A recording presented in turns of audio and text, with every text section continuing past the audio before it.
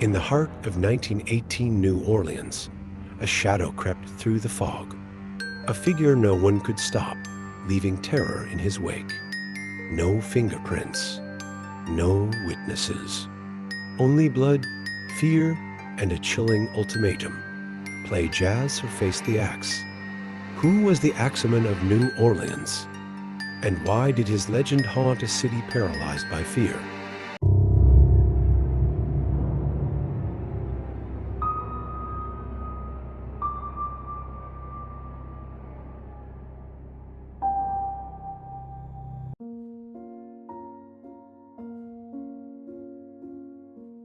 New Orleans, 1918. A city alive with music, culture, and mystery.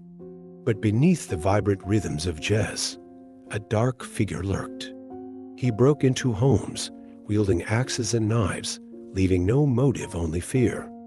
He called himself the Spirit of Hell and warned that jazz music was the only way to escape his wrath. This is the story of the Axeman of New Orleans, a murderer whose identity remains a mystery over a century later. New Orleans in the early 20th century was a city like no other. A melting pot of cultures, languages, and traditions. It was the birthplace of jazz, a thriving port city where life was loud, colorful, and unpredictable. But in 1918, a new kind of chaos took hold. The Axeman began his reign of terror, attacking families in their homes, leaving residents terrified to close their eyes at night. To understand the fear that gripped New Orleans, we need to understand the city itself. By 1918, New Orleans was a bustling hub for trade and culture, but it was also a city of stark contrasts. Wealthy families lived in grand mansions, while working-class immigrants struggled to make ends meet. Many of the Axeman's victims were grocers' Italian immigrants who were seen as both industrious and vulnerable. This connection to Italian families fueled rumors that the killings were tied to organized crime. But were they? Or was the Axeman simply a deranged killer, striking at random? The Axeman's first known victims were Joseph and Catherine Maggio, attacked in their home on May 23, 1918. Joseph's throat was slashed so deeply that he was nearly decapitated. Catherine suffered the same fate, and their skulls were fractured with an axe. The weapon? One of Joseph's own. The crime scene was horrifying. But what puzzled investigators was the lack of motive. Nothing was stolen, and the killer left behind the murder weapon. Forensic techniques were primitive at the time, leaving police with few leads. The Maggios would not be the last victims. Over the next year, the Axeman struck again and again, each attack more brutal than the last. The Axeman targeted families as they slept. He would chisel his way into homes, often through doors or windows, and attack with whatever sharp object was available: axes, knives, even tools left in the victims' own homes. His victims ranged from grocers to housewives to children. Some families survived, though their lives were forever changed. Harriet Lowe, one of the Axeman's few survivors, described seeing a shadowy figure standing over her bed before she was attacked.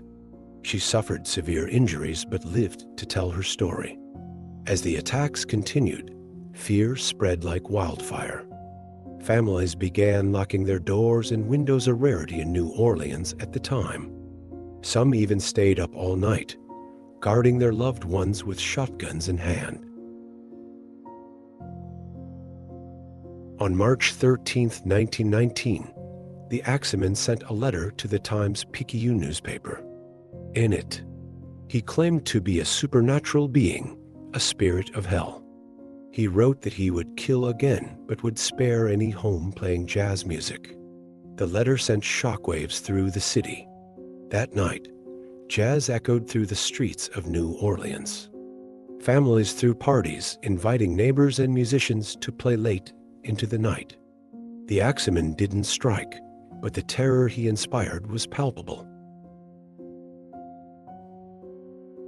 The Axeman of New Orleans didn't leave behind fingerprints, witnesses, or a clear motive. But that hasn't stopped investigators, both amateur and professional, from crafting theories about who he or perhaps even they might have been. Let's delve into the most intriguing suspects in this century-old mystery. The most straightforward theory is that the Axeman was a deranged individual, driven by uncontrollable impulses. His method attacking victims in their homes with weapons already present suggested opportunism rather than premeditation. Survivors often described the attacker as shadowy and swift, vanishing before they could get a clear look at him. Some criminologists believe the Axeman may have been mentally ill, suffering from conditions like paranoid schizophrenia or psychosis. This could explain the randomness of his attacks and the eerie, otherworldly tone of his infamous letter to the newspaper. But if the Axeman was simply a lunatic, how did he evade capture so completely? Many of the Axeman's victims were Italian-American grocers, leading some to theorize that the murders were linked to organized crime. At the time, tensions were high within Italian immigrant communities in New Orleans. The mafia, known as the Black Hand, often extorted grocers for protection money. Could the Axeman have been a mafia enforcer, using violence to send a message? However, this theory has its flaws. Mafia killings were typically more targeted and methodical, with clear financial motives. The Axeman's chaotic attacks, often involving women and children, didn't align with the calculated brutality of organized crime. Still, the focus on Italian victims cannot be ignored. Was the Axeman an outsider exploiting ethnic tensions, or was he acting on personal vendettas? Some historians argue that the Axeman wasn't a single killer at all. The randomness of the attacks, the variety of weapons used, and the differing descriptions of the assailant suggest the possibility of multiple killers. Could the Axeman have inspired others to commit similar crimes? Copycats may have used the Axeman legend as a cover, blending their crimes into the chaos and avoiding suspicion. This would explain the lack of a clear pattern in the attacks and why the murders stopped so suddenly after 1919. The Axeman's letter revealed an unusual obsession with jazz music, which has led some to theorize that he was part of the city's vibrant musical subculture. Perhaps he was a struggling musician or someone with a deep, twisted connection to jazz. But why tie murder to music? Some speculate that the Axeman's jazz reference was a red herring, designed to confuse investigators and shift attention away from his true motives. Others believe it could have been a personal vendetta against those who didn't appreciate jazz, though this idea leans toward the fantastical. Another theory, though far-fetched, ties the Axeman to one of history's most infamous killers, Jack the Ripper. By the late 19th century, the Ripper's crimes in London had become a global legend. Some speculate that the Axeman was inspired by the Ripper's brutality, or that he was even a copycat killer in a new setting. This theory, while intriguing, lacks concrete evidence. The Axeman's style of murder using household objects and targeting families was vastly different from the Ripper's. Still, the idea that the Axeman was inspired by the most famous unsolved case of the time adds another layer of mystery. One of the most chilling theories is that the Axeman may have been someone within law enforcement or someone with deep knowledge of the city's workings.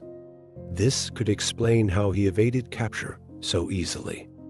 A police insider would have known the patrol schedules, the weaknesses in investigations, and the best times to strike. This theory raises troubling questions. Could the Axeman have been someone trusted by the very people he terrorized? Someone who blended in, hiding behind a badge or a role of authority? While there's no direct evidence to support this, the possibility lingers as one of the most unsettling aspects of the case. The Axeman of New Orleans has been called many things: a lunatic, a mafia enforcer, a ghostly figure obsessed with jazz. But one thing is certain: his identity remains a mystery.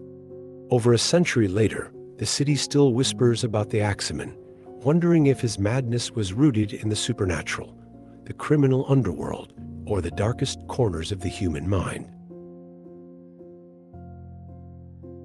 The Axeman's reign of terror ended in October 1919, as mysteriously as it began. But his story didn't fade. Over the years, amateur sleuths, writers, and historians have tried to uncover the truth. Some believe the Axeman was a mentally ill drifter who left New Orleans after his last attack. Others think he was a member of the mafia, using the killings to send a message. One chilling theory is that the Axeman wasn't a single person, but multiple killers, each copying the crimes to cover their tracks. Whatever the truth, the Axeman's legend lives on. The Axeman of New Orleans is more than a mystery. He's a symbol of fear and fascination, a ghost that haunts the city's history. His story reminds us of the fragile line between safety and terror, order and chaos. Over a century later, his identity remains unknown, but his shadow lingers. What do you think? Was the Axeman a deranged lunatic, a mob enforcer, or something else entirely? Let us know your theories in the comments below. And don't forget to like, subscribe, and join us next time for another dive into the darkest mysteries of history.